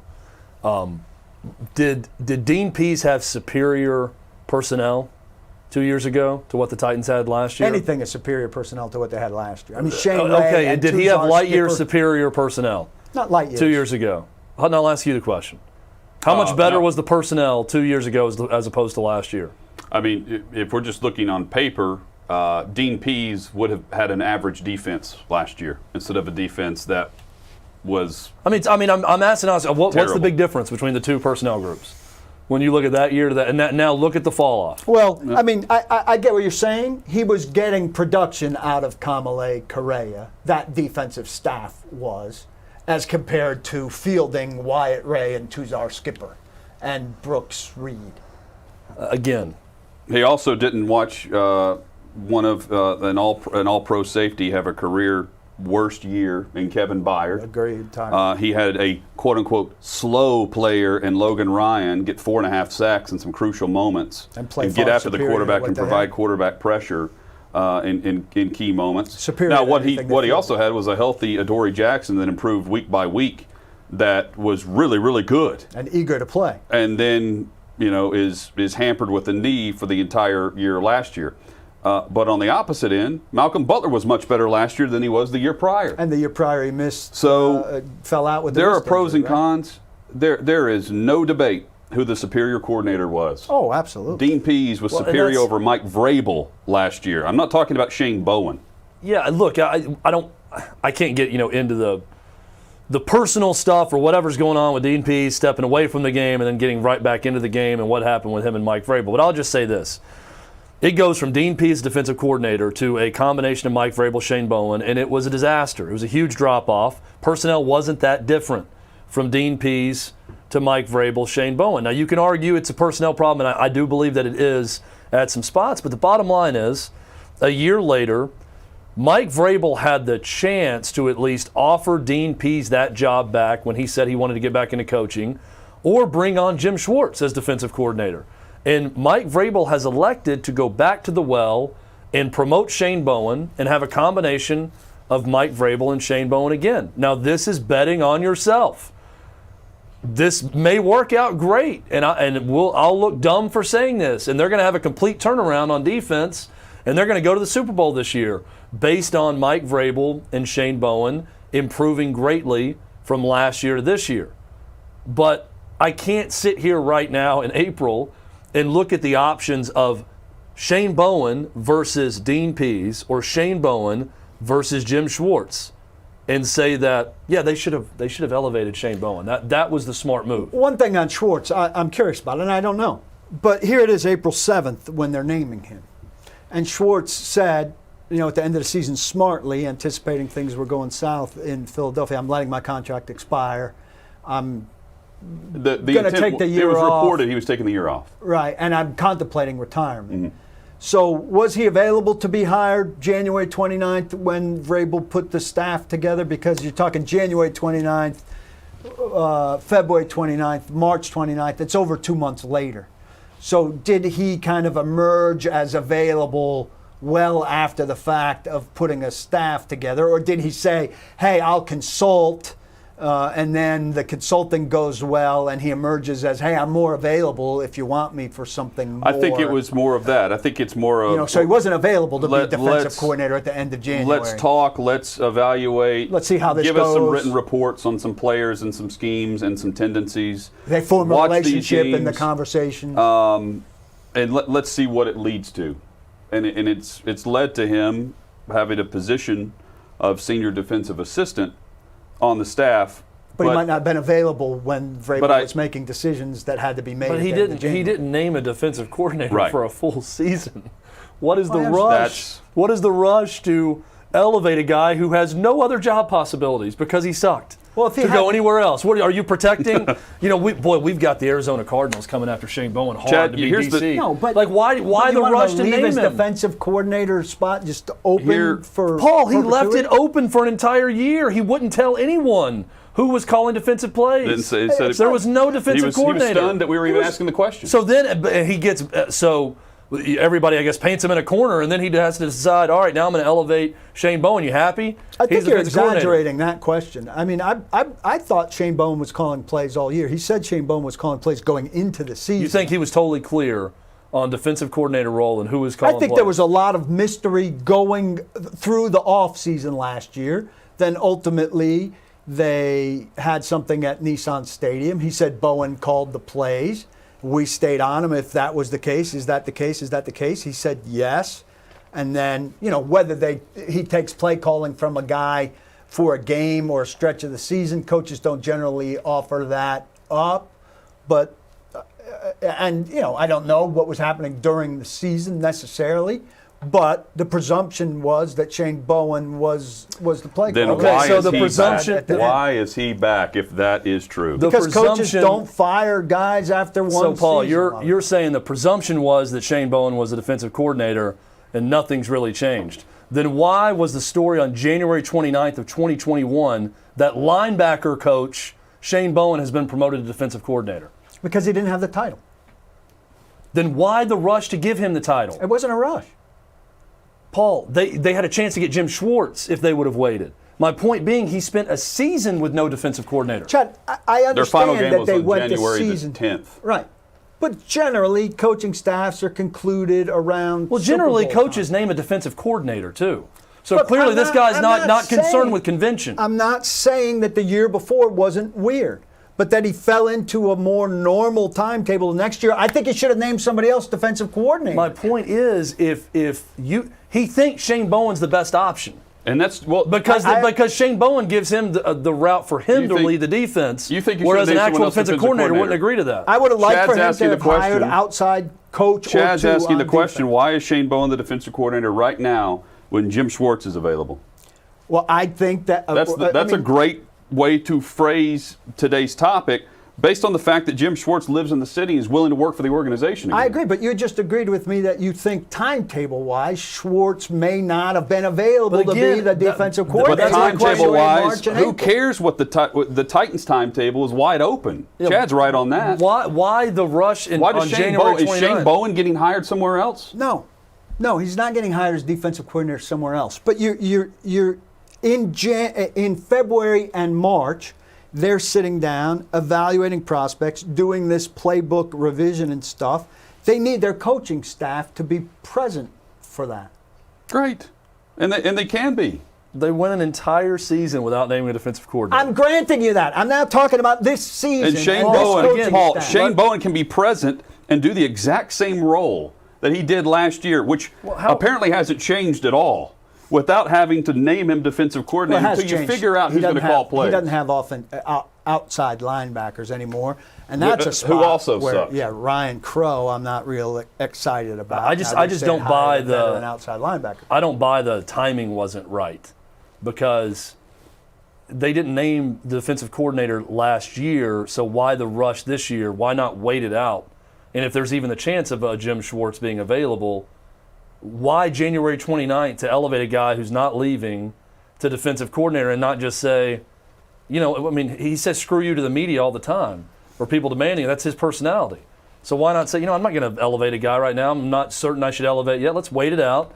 Let's see who's available. The coaching carousel is going to keep spinning. Didn't he have to say and other that, defensive Chad? coordinators are going to The come first over. time he spoke about Shane Bowen being the defensive coordinator was this week.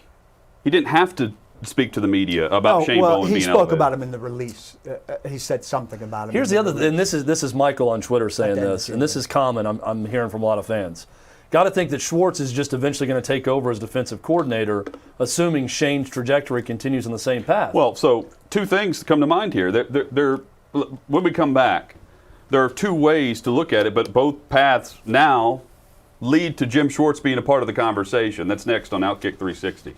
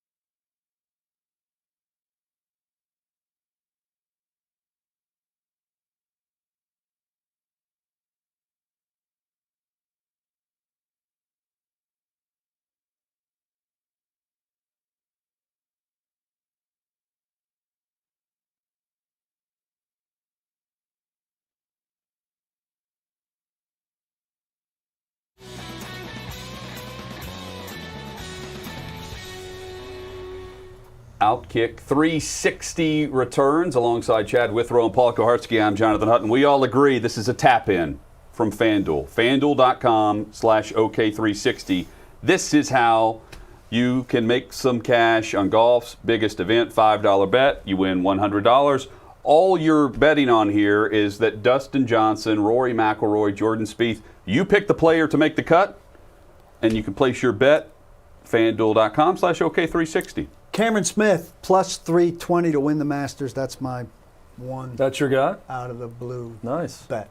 I like it. I just He once had again a great I tournament last I year. like the I confidence. see that graphic and I see that offer, and I think if Why you're not? seeing that, how have you not? If you're seeing that and you're not signed up at FanDuel, how are you not signed up? Let's make it happen. Let me be clear, picking up on our conversation. Jim Schwartz, better option than Shane Bowen in every way, shape, or form. Correct. I think there are probably circumstances that led to to things not panning out that way earlier.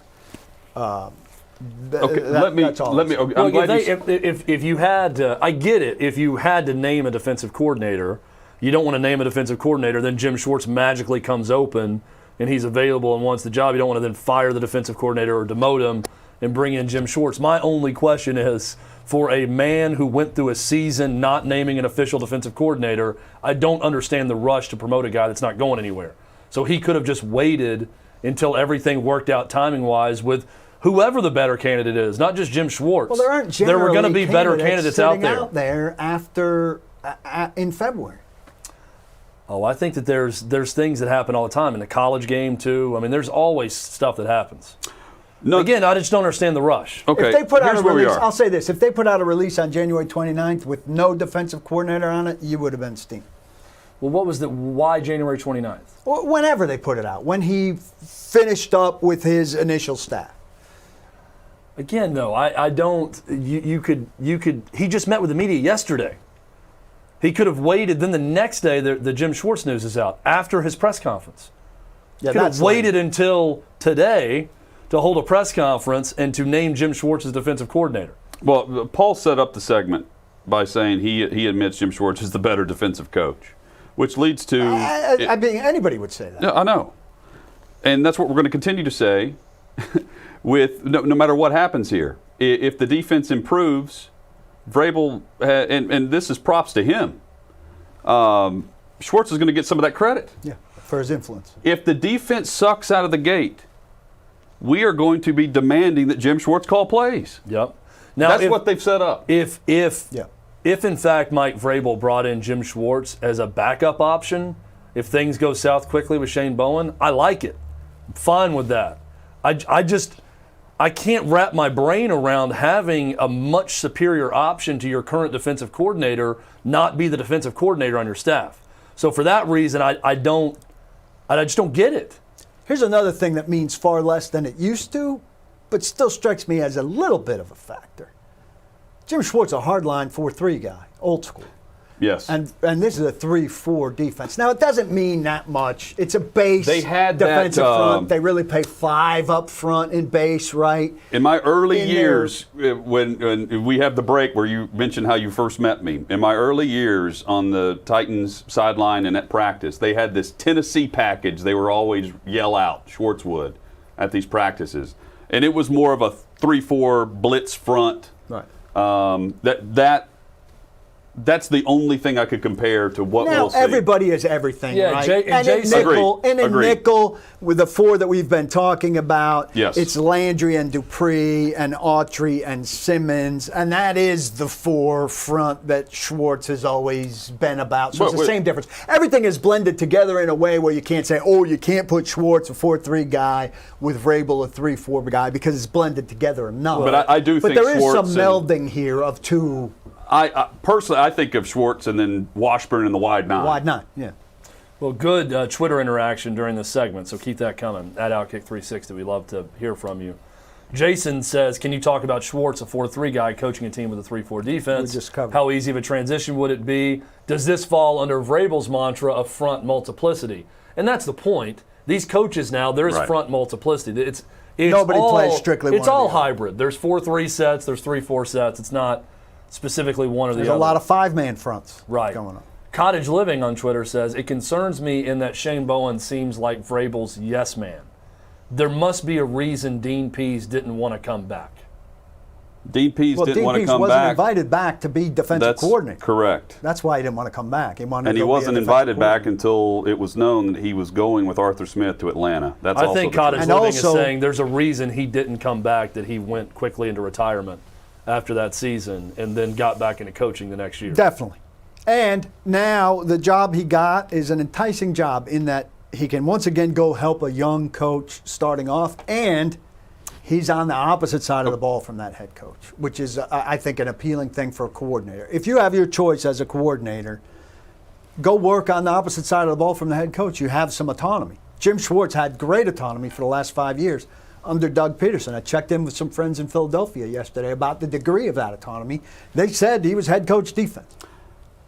There's no way around everyone admitting how bad the defense was last year. That's obvious. And the optimist would say, why are you guys so upset with a decision where a team just went 11-5 and they had one of the great, you're overlooking the offense and blah blah blah. I would say because you're overlooking what this defense held this team back from achieving during some of these losses. Think back to how terrible that defense was against the Cincinnati Bengals on the road and what that loss ultimately meant to why they had to play the Baltimore Ravens in the first round of the postseason. There's a difference between winning and achieving what you're capable of while the window of opportunity is open around some of the greatest players we've ever seen in a Titans uniform. Hall of Fame caliber talent in the backfield, paired with a quarterback that is playing the best football since Steve McNair, if not better statistically than Steve McNair. And on the defensive side, they're putting up numbers that are among the worst we've seen in league history in some categories. Third down defense. And we agree. Jim Schwartz is an alpha. Mike Vrabel is the ultimate alpha. I guarantee you behind closed doors they are saying, we agree. The window of opportunity is available. What happened last year is unacceptable, period. How do we improve that? They wasted last season. That defense wasted last season. And the fan one, and I don't mind looking at it and saying, you know what, 11-5 is a great way to build on things. But we're building on it's AFC good to be championship. upset with 11-5, right? As a fan, it's good to be upset with 11-5. Organizationally, though, the idea has to be, why didn't we get the job done last year after going to the AFC Championship game a year ago and being better? What was holding us back? And at least we can wrap up the hour by saying Vrabel is addressing this by bringing in Jim Schwartz. They improved their defense in free agency, and they improved their defense by bringing in the defensive mind of Jim Schwartz to assess issues. Now it's on them to implement what Schwartz is going to address and what he's going to suggest. Well, and there's a Tennessee basketball comparison here, because we just got done talking about this. It's good to be upset about a 5 seed and losing in the first round when you're that mad about it, right? That's a good bar to be at the bottom. So for the Titans, you asked the question, Hutton, it's reasonable to say, well, why are you upset about a team that went 11-5 and won the division, right? But you point out to all those things and say how much better it could have been. And personally for me, and we talked about this all last offseason, are we undervaluing the loss of Dean Pease going into last season? Are we undervaluing that loss? The thing I don't hear a lot about right now, are we undervaluing the loss of Arthur Smith? That offense being great cannot be just accepted as fact. Yeah. You cannot presume it going Agreed. into the season. Yeah. So you have to improve on defense. You knew that either way, even if the offense was They were equally trading as good. off Corey Davis for Well, you knew the Dupree. defense had to be better either way. But I also am not going to go into the season just expecting that offense to be equally as good, and then the defense is going to be better also, so you're going to have a better team and have a chance at the Super Bowl. No, they start again. So you got to factor in all of that. I'm not going to do that a second time where you just think, well, Dean Pease is a great defensive coordinator, but they'll figure it out. They got good players. There's no way they're going to crater on defense. They could crater on offense without Arthur Smith. We're going to find out the true impact of Arthur Smith versus what these players bring to the table this season. Also, just picking up on what you're saying, there's going to come a time for Derrick Henry. None of us anticipate it's going to be now. but 2 seasons with massive touches is not generally a recipe. We know he's otherworldly. We expect him to continue to forge on. Yep. But at some point, that time's going to come. You said, hey, good addition in Schwartz and good additions in free agency. There's a third piece to this puzzle. It's at the end of the month in the draft. And they've got to add immediately productive pieces there, some of whom are going to have to be on defense. You guys talked about the pass rush still needing further address. Cornerback is obviously an issue. There are other pieces to be filled in there as well. The free agents look good. The Schwartz move looks good. The draft has to be good as well after a disastrous year last year, triggered by the Isaiah Wilson thing, but also with very little contribution overall from that class with injuries and underperformance. Well, let me quickly reiterate what you just said, Paul, and I agree with you on it. And I said this to start my argument. Don't take me asking the question of why is Jim Schwartz not defensive coordinator as this is a negative. Adding Jim Schwartz is a positive, period. That's full stop at that point. New when you eyes, add Jim Schwartz to your different staff voice. and he's available, it's a positive. That part of this story is a positive for the Titans. This story getting out there today, officially, a positive for the Titans. I just can't help but ask, if Jim Schwartz is available and he's on your staff, how is Shane Bowen the defensive coordinator and not Jim Schwartz? And what fires me up most is why scoff at the idea publicly of why the media would ask the question of what held this team back and why is bringing Bowen back as defensive coordinator, naming him defensive coordinator, the right move. When behind closed doors, I'm sure they are just as pissed off for greatness as we have been this hour. Hopefully we'll about have a what chance. held this team Hopefully back. we'll have a chance to ask him that question soon. But the idea, though, I think holds true. I think from Robinson on down, they're not circling 11 wins as some massive accomplishment that they're wanting to raise a banner for or throw a parade for. I think they would view things the way that we discuss things. What kept this team from advancing in the postseason? And how do they fix it and go get it this year, next year? That's the window. It's been a good offseason with acquisition so far. I would rate their free agency haul as good, not great. Needs to be a great draft. Yes. We all know that. This has to be a great draft. If they have a great draft, combined with some of the other moves, combined with Jim Schwartz maybe becoming defensive coordinator or having a bigger role on defense and helping Shane Bowen, this could be a great Titans team. Final thing on the draft as we wrap things up, and we say thank you to everyone listening in Knoxville, Fox Sports Knoxville. Chad, your thoughts on Keon Johnson hiring an agent and declaring for the NBA draft? No-brainer. Absolute no-brainer for Keon Johnson. Every single mock draft I look at for the NBA has him going between 5 and 10. He's a lottery pick. No need to come back. He's going to be drafted strictly on potential. He's a good player. He's a skilled player. He's not Jalen Suggs when you watch the two. There's a big difference between the number 1 or number 2 pick and Keon Johnson, who is an athletic freak and can play defense. He has great effort. He's only going to get better and better. But I think you see the difference there between the 1 or 2 pick and a 5 through 10 pick. But it's a no-brainer for him. I mean, if you're going to be a top 10 pick in the NBA draft, you need to hire an agent. You need to go pro. So congratulations to Keon Johnson. And Tennessee adds a commitment today with that news with a 6'6" guard from France who played at Montverde Academy, going the French route again. It worked with Yves Pons. So he adds to that class. There's now 3 players coming in as freshmen with this player from France coming in also. Huge thanks to David Reed for making the show happen. Lance Lee, Jakob Swanson. Check out their music online from Knight's Fist, Dad's Acid, and Glove Hand as well. Big fans of I like the way you say fans. Dad's ass. Yeah, it's almost like you're going to say Acid. something else. Yeah. Well, I actually celebrate Dad's Acids and entire catalog, so I'm a big fan already. Yeah, well, somebody got a hold. I listen to them on Yeah. Spotify just like I do this Somebody show. in my Where you can neighborhood- download this show and subscribe on Spotify. Somebody in the adjacent neighborhood to mine got a hold of Dad's acid, and That's it didn't true. turn out to be a good night. They wrote a song about that, It actually. sends a shiver up Kid Paul's was spine naked when he and in hears my- the band name he Dad's was naked Acid. and in my damn living room. Tomorrow is a celebration of this shirt behind PK, the master shirt on full display for round 1 of the greatest tournament, as we will keep tabs on Augusta National. Hope you'll join us tomorrow starting at noon Eastern, 11 a.m. Central for OutKick 360 across the OutKick network. Goodbye, friends. Don't block the box. and do to keep out all this acid we're talking about. Lock the Lock.